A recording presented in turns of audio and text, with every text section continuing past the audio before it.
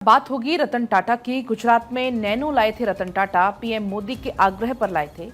PM Modi ने रतन टाटा को एक एसएमएस भेजा था। पहले बंगाल के सिंगूर में स्थापित होना था नैनो संयंत्र।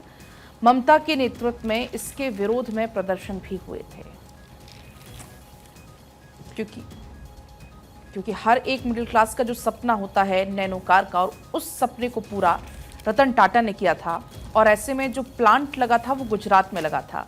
प्रधानमंत्री नरेंद्र मोदी के आग्रह पर गुजरात में वो प्लांट लगा था। हालांकि ममता के नेतृत्व में विरोध प्रदर्शन भी उस दौरान जमकर हुए थे। पीएम मोदी ने आग्रह जब किया रतन टाटा से नैनो लाने का, और ऐसे में गुजरात में नैनो लाए थे रतन टाटा। उस वक्त मुख्यमंत्री वहां के थे नरेंद्र मोदी, तो उन्होंने आग्रह किया और उसके बाद गुजरात में नैनो लेकर के आए थे रतन टाटा। वो तस्वीरें भी याद होगी जब नैनो को लॉन्च किया गया था, तो उस वक्त वहां के मुख्यमंत्री तब के नरेंद्र मोदी वहां पर मौजूद थे और दोनों ने मिल करके लॉन्च किया था। और बड़ी दिलचस्प कहानी है नैनो को लेकर के भी, क्योंकि हर बार इस बात का जिक्र होता है कि रतन टाटा एक जगह से गुजर रहे थे, वहाँ पर रेड लाइट पर उन्होंने देखा कि बारिश में एक परिवार भीग रहा है, तो उसके बाद उन्होंने मिडिल क्लास के लिए नैनो लॉन्च की। और उसके बाद इसके प्रोडक्शन को लेकर के भी, वहाँ पर संयंत्र को लेकर के भी एक दिलचस्प कहानी है कि नरेंद्र मोदी ने उनको मैसेज किया और उसके बाद बंगाल के बजाय उसे गुजरात में लाने का फैसला हुआ। और देखिए, हुआ ये था कि प्रेस कॉन्फ्रेंस चल रही थी और प्रेस कॉन्फ्रेंस के दौरान में ही प्रधानमंत्री मोदी जी के तत्कालीन मुख्यमंत्री थे गुजरात के, उनका एक मैसेज आता है। इसलिए कहा था कि वो ₹1 के मैसेज ने कहां से कहां कहानी को जोड़ दिया। जो पश्चिम बंगाल में नैनो का पूरा प्लांट लगना था, वो 2000 करोड़ का पूरा इन्वेस्टमेंट गुजरात में हुआ। और गुजरात में हुए इस इन्वेस्टमेंट के बाद में आपने देखा कि लगातार किस तरीके से और ज़्यादा कंपनीज ने वहाँ पर इन्वेस्टमेंट किया। गुजरात की जो इकोनॉमी स्ट्रांग हुई, गुजरात का मॉडल जो पॉपुलर हुआ, उसमें एक बड़ा योगदान था टाटा समूह का भी, क्योंकि एक के बाद एक वहाँ पर प्लांट्स लगते गए और फिर गुजरात का जो विकास था वो और ज़्यादा होता गया। और यही वजह है कि आज भी आप देखते हैं कई इन्वेस्टर समिट किए जाते हैं गुजरात में, और जब किए जाते हैं तो बाहरी कंपनीज को भी इन्वाइट किया जाता है। आगे बढ़ते हुए चलिए बात होगी आज से अदानी समूह का हुआ जयपुर एयरपोर्ट पर अदानी समूह के 3 साल पूरे हुए। अब अदानी समूह करेगा एयरपोर्ट का संचालन, ग्राउंड टर्मिनल ऑपरेशन अदानी समूह ही करने वाला है। मैनेजमेंट से जुड़े जो तमाम कार्य होंगे वो भी अदानी समूह ही करने वाला है। एयरपोर्ट अथॉरिटी के 145 कर्मचारी रिलीव हुए। तो आज से अदानी समूह का जयपुर एयरपोर्ट, और अब एयरपोर्ट पर अदानी समूह के जो है वो 3 साल पूरे हुए। अदानी समूह एयरपोर्ट का पूरा संचालन करेगा, मतलब अब इसका जो भी संचालन होगा वो अदानी ग्रुप करेगा, अदानी समूह करेगा। ग्राउंड हो, टर्मिनल हो या फिर ऑपरेशन हो, सब कुछ अदानी समूह ही देखेगा। मैनेजमेंट से भी जुड़े काम अदानी समूह ही करने वाला है। चलिए अब आगे बढ़ेंगे। बात टीसीएस की होगी। टीसीएस का खर्च बढ़ा, मार्जिन में कमी आई। सबसे बड़ी आईटी कंपनी है टीसीएस, इसका खर्च बढ़ा है। जुलाई सितंबर में 11,909 करोड़ रुपए का मुनाफा। 2023 में ये तुलना में 5% ज्यादा है। एक तिमाही के मुकाबले ये 1% कम है। बीती तिमाही की बात करें तो आय 64,253 करोड़ है, और इसलिए कहा जा रहा है कि टीसीएस का खर्च बढ़ा है, मार्जिन में कमी आई है।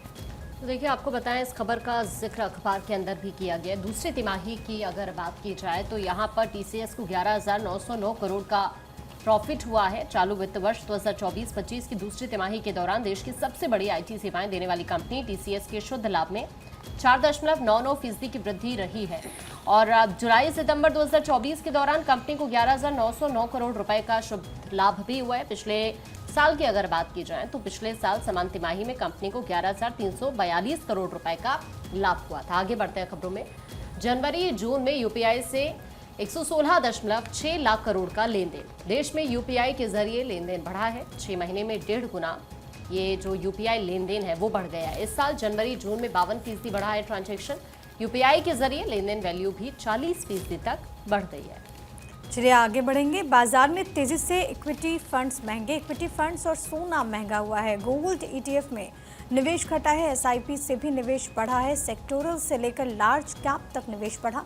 गोल्ड ईटीएफ में अगस्त के मुकाबले फंड घटा है। तो ये मार्केट का हाल आपको बता रहे जिसके बारे में तमाम अखबारों में जगह दी गई है, और इसका जिक्र है कि इक्विटी एमएफ निवेश सितंबर में 10% तक घटा है। और इसको लेकर के जानकारी ये दी गई है कि इक्विटी म्यूचुअल फंड स्कीम्स में सितंबर के दौरान 34,419 करोड़ रुपए निवेश आया। अगस्त की तुलना में 10% की गिरावट है। और इसके अलावा सेक्टोरल से लेकर के अगर हम बात करें तो इसमें कई जगहों पर ये तब्दीलियाँ देखने को मिली है। गोल्ड ईटीएफ में बात करें तो निवेश घटा है। इसके अलावा बाजार में तेज़ी से इक्विटी इक्विटी फंड्स महंगे हुए हैं। एसआईपी से भी निवेश बढ़ने की जानकारी है। लार्ज कैप तक निवेश बढ़ा है। पूजा। और चलिए आगे बढ़ते हैं। बात होगी भारत के 100 सबसे ज़्यादा अमीर लोगों की सूची की, जो कि जारी हो चुकी है। इस 100 सबसे ज़्यादा रिच लोगों की सूची में नंबर 1 पर बने हुए हैं मुकेश अंबानी। मुकेश अंबानी पहले नंबर पर बरकरार हैं। गौतम अदानी को दूसरा मुकाम हासिल हुआ है। और इस तरीके से 100 सबसे अमीर भारतीय की जो एक लिस्ट है वो जारी हो चुकी है। भारत के इन 100 अरबपति कारोबारियों की दौलत पिछले एक साल में बेहिसाब तरीके से बढ़ी है। इस सूची में कई नामी गिरामी नाम भी शामिल हैं। नंबर 1 पर मुकेश अंबानी बने हुए हैं। देखिए, भारत के 100 सबसे अमीर लोगों की संपत्ति पहली बार $1 ट्रिलियन यानी कि करीबन 100 लाख करोड़ हो चुकी है। खास बात यह कि 2019 की तुलना में ये राशि 2 गुने से भी ज्यादा है। और भारतीयों में 80% से ज्यादा लोगों के पास बेशुमार दौलत है। इनमें से 58 ने अपनी कुल संपत्ति में $1 अरब या उससे ज्यादा की रकम जोड़ी है। आधा दर्जन अमीरों की संपत्ति में $10 बिलियन से ज्यादा की वृद्धि हुई, जिनमें 5 शीर्ष में भी शामिल है। जो फोर्ब्स की रिपोर्ट है उसके मुताबिक इस सूची में रिलायंस इंडस्ट्रीज के सीएमडी मुकेश अंबानी नंबर 1 पर हैं। अडानी समूह के चेयरमैन गौतम अडानी नंबर 2 पर हैं। और भी देश के जो कई बिजनेसमैन हैं उनका नाम इसमें शामिल है। 3rd नंबर पर सावित्री जिंदल आ जाती है। चलिए आगे बढ़ेंगे। एक क्लिक पर जानेंगे योजनाओं का हाल। आप कहीं भी हो जान सकेंगे योजना का स्टेटस। सरकार जल्द अब वेबसाइट जारी करने वाली है। केंद्र के हर विभाग के काम का लेखा जोखा इसमें होगा। शिकायत करना है तो वो भी आप वेबसाइट पर कर सकेंगे। तो कुल मिलाकर अब और ज्यादा लोगों तक सुगम और सरल इन योजनाओं को बनाया जा रहा है। लोग इसमें परेशान ना हो, इसके लिए अगर आप कहीं भी हैं, अगर आपको योजनाओं का स्टेटस जानना है वो आप वेबसाइट पर जान सकेंगे। कोई शिकायत करनी वो भी आप वेबसाइट के जरिए कर सकेंगे।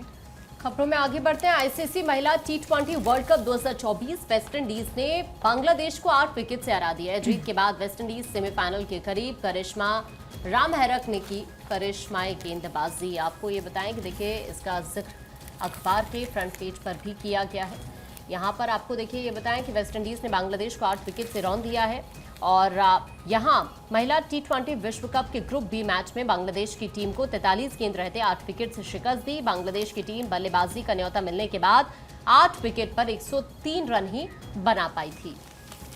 चलिए आगे बढ़ेंगे। स्पेन के स्टार टेनिस खिलाड़ी राफेल नडाल ने संन्यास का ऐलान कर दिया। बीते रोज एक खबर सामने आई थी, अगले महीने होने वाले डेविस कप फाइनल में अपना आखिरी मैच खेलेंगे और इस बात का उन्होंने जिक्र किया। और एक सफलता से भरा हुआ उनका ये पूरा करियर रहा। जिस तरीके से उनकी तरफ से ऐलान किया गया उसके बाद से तमाम रिएक्शन सामने आ रहे थे। रोजर फेडरर ने इसको लेकर के कहा कि क्या शानदार करियर रहा राफा। मैं हमेशा चाहता था कि दिन कभी ना आए। जिस खेल को हमने प्यार किया उसमें कई न भूलने वाले पल और उपलब्धियों के लिए धन्यवाद। और हालांकि अगले महीने वो ज़रूर खेलेंगे, लेकिन उसके बाद वो संन्यास ले लेंगे, जिसका ऐलान राफेल नडाल की तरफ से खुद किया गया।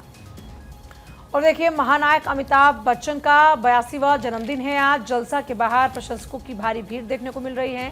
जन्मदिन की शुभकामनाएं प्रशंसक उनके दे रहे हैं। तो देखिए, हर बार की तरह एक बार फिर से जलसा के बाहर प्रशंसकों की भारी भीड़ है।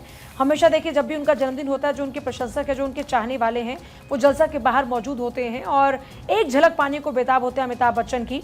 और देखिए, अब बड़ी बात यह है कि इस बार अमिताभ बच्चन बाहर आएंगे, प्रशंसकों से जब मिलेंगे तो फिर उनके क्या कुछ रिएक्शन होने वाले हैं। हालांकि उनका 82वां जन्मदिन है, 82वां जन्मदिन मना रहे हैं अमिताभ बच्चन। उनके जन्मदिन के मौके पर जलसा के बाहर प्रशंसकों की भारी भीड़ देखने को मिल रही है और पूरे देश भर से उनको बहुत सारी शुभकामनाएं भी मिल रही हैं। चलिए आगे बढ़ेंगे। बात गुजरात की होगी। गुजरात के अहमदाबाद में दिन दहाड़े लूट की घटना सामने आई है। एक महिला 28 किलो चांदी से भरा हुआ बैग लूटकर फरार हो गई और पूरी वारदात सीसीटीवी कैमरे में कैद हो गई है। पुलिस मामले में जांच कर रही है। तो ये तस्वीरें भी आप देख पाएंगे। यहाँ पर जो सीसीटीवी फुटेज है वो सामने आया है। एक शख्स जो स्कूटी पर बैठा होता है, तभी पीछे से एक महिला आकर वो बैग लेकर वहां से भाग जाती है और उसका जो साथी है वो एक दूसरी बाइक लेकर वहां पर तैयार रहता है और तभी तत्काल ये महिला वहां से फरार हो जाती है। हालांकि अब ये फुटेज सामने आ गया है और इस फुटेज में संभवतः उस गाड़ी का नंबर भी नजर आ रहा होगा और ऐसे में अब पुलिस जल्द इस मामले में खुलासा भी कर सकती है। तो गुजरात की तस्वीरें हैं। अहमदाबाद में दिन दहाड़े लूट की घटना को अंजाम दिया गया। 28 किलो चांदी से भरा हुआ ये बैग था जिसको लूटकर ये महिला फरार हो गई। तो पहले से ये महिला रेकी कर रही होगी, घात लगाकर बैठी थी शख्स पर और जैसे ही यहां से लेकर भागती है तुरंत। हालांकि पुलिस इस पूरे मामले में अब जांच पड़ताल कर रही है।